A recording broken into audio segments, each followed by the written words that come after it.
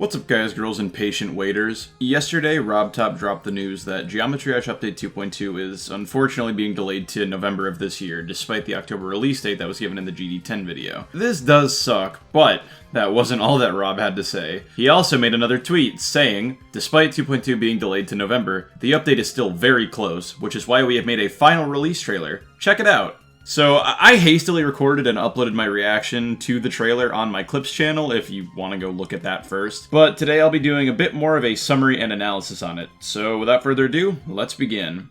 We start off in an unfamiliar new location. I don't know if this was a set piece made specifically for the start of the trailer, or if it will actually appear somewhere in a level in the update, but as far as I know, we haven't seen this area yet. The tiles are the same ones that we saw in the release date section of the GD10 video, as well as after the first sneak peek, so perhaps this is part of the same area? The icon hits the RobTop logo, and we immediately begin to hear the song for Dash, the 22nd level of the game, which I have to assume from the description is in fact now the final name for the level, and no longer just a placeholder, despite what RobTop had previously said about it. We see a short montage of various new icons playing different levels, some more familiar than others.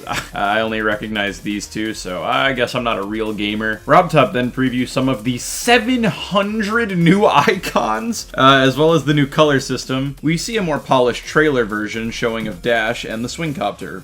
Or swing, I guess. We all agree that no one is going to call it that, right? Like, it's the swing copter. Anywho, we see some platformer gameplay from the level in the third sneak peek, and again from GD10, with text mentioning that there are going to be 4 official platformer levels coming in the update, which is pretty cool. After the GD10 part ends, we see an unfamiliar new platformer level, for about 2 seconds before RobTop dies to a fireball. This area seems to follow similar decoration standards as the others, except it has this sort of chill, cozy blue vibe, and honestly I really like the looks of it. After the death in this section, we cut to a robot standing at the top of a platformer level. Maybe the same one from GD10 given the closed walls on the sides? That weird GLaDOS thing from the third sneak peek zooms up to the robot and taunts it, calling it a weak, pathetic little man before retreating into the wall.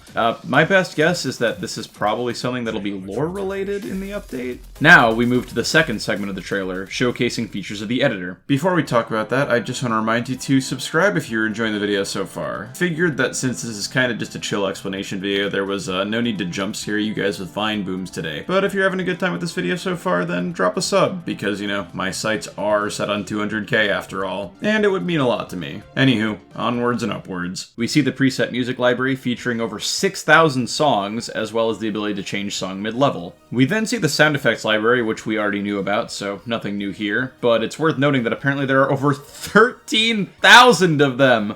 So that's something. A new feature that we're shown next is the ability to change the volume of sound effects based on the player's proximity to the source, which I think is really cool. I've always thought that proximity sound is kind of weird in 2D games like Geometry Dash or Among Us, and that they work a lot better in games like Minecraft or Roblox, but nonetheless it's a pretty cool addition and will probably be used in really cool ways. One thing I do have to wonder though is if the sound will come out of maybe the left or right headphone depending on where the player is. In the video it just kind of gets louder or quieter, but this could be an artifact of maybe the video being uploaded to YouTube or how it was encoded. Not sure, but it would be cool to see. Next up, we see that the group limit is being incremented from 999 to 9,999, which I'm sure Sputniks is very happy about. We then see a section labeled Rotate Gameplay. Now, I'm not sure if this is just referencing the arrow trigger that we know about from the 2.2 GDPS, or if this is something completely new, or maybe even if it's just a re-implementation of the arrow trigger, but nonetheless, it is cool. We also see a variant of what looks like the teleport orb from the Explorer sneak peek, except this one is red. It's very interesting, especially how it's kind of just glossed over in this section. I'm not sure what it being red could mean, but my first guess is that maybe it's a teleport orb that doesn't have any other orb linked to it. Perhaps we'll have the ability to link teleport orbs together while playing the level in 2.2. Could make for some pretty cool puzzles. We then see the particle editor as well as the shader effects that people on the 2.2 GDPS have made heavy use out of, followed up by something called the gradient trigger. Now, I think this is in the 2.2 GDPS already, but I'm honestly not entirely sure how it works with the layering in front of or behind the gameplay objects. I'm sure it'll be simple enough to use in 2.2 though. I'd sure hope that Rob knows that we're gonna need detailed documentation on most of the 2.2 stuff to figure out how to use the editor. Then we see the area trigger, which again, not entirely sure how it works, but it seems to allow you to maybe trigger events based on a radius around your icon, which is pretty neat. We then see a demonstration of the camera controls being added in 2.2, which is one of the most exciting features in my opinion, and I can't wait to see the awful levels people make with them. Next up, there's a demo of the keyframe system in action, which is neat because we haven't really seen a practical application of it up to this point, just a rudimentary demonstration with some basic objects. Then we're shown the auto build system, which we already know takes a manually filled out template and applies it to any structure, although the UI seems to have been improved a bit to be more user-friendly now. We see the advanced follow trigger, which looks too complicated for me to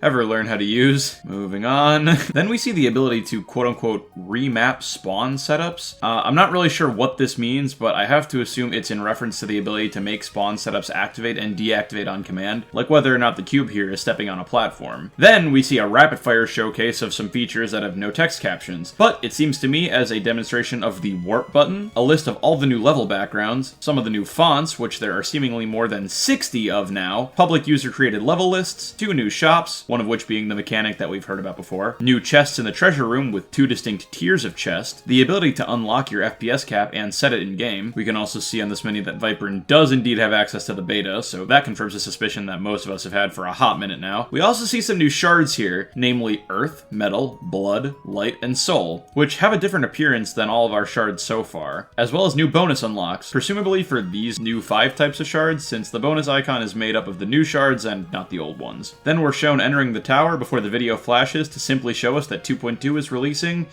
soon, TM. And that's it. We sit here for a little bit until the video fades out. If we look at the description, we can actually also see a little bit of the changelog for the update, mentioning again that Dash seemingly will be the final name for the 22nd level. Explorers is missing, as expected. The moon collectibles for platformer levels are mentioned in the description, despite being strangely absent from the video. New icons, achievements, sound effects, music, and 80 new triggers. Oh my god, the editor is going to be sensory overload when this update drops. I don't even know how to use the 17 triggers that are in the game already. And you're going to add 5 times that many? Oh, I'm done for. One interesting thing that I see here is hex color inputs, which is a very nice quality of life improvement that has actually been implemented via mods for quite a while in 2.1. But other than that, the description is just other stuff we saw in the video. So, wow, that is a lot to unpack. I think the update looks really sick so far, and I have no doubts that it'll be worth the wait. It is a little sad that we're not going to be getting the October release date that we thought, but honestly, I feel worse for Rob, since the GD10 video will forever just be wrong now, which really sucks for such a monumental project. And also, I have to believe that it'll be out in pretty early November, seeing as if Rob was rushing for the end of October and probably is barely missing that mark, I see no reason why he would end up taking all the way until like late November. It sounds to me like he was close to making the October release date, but just needed a little bit more time. So, my final prediction for 2.2 is going to be November 8th. Clip it and ship it. If it comes out at the end of the month, then that's egg on my face, I guess. Wouldn't be the first time I was confidently wrong about a potential 2.2 release date.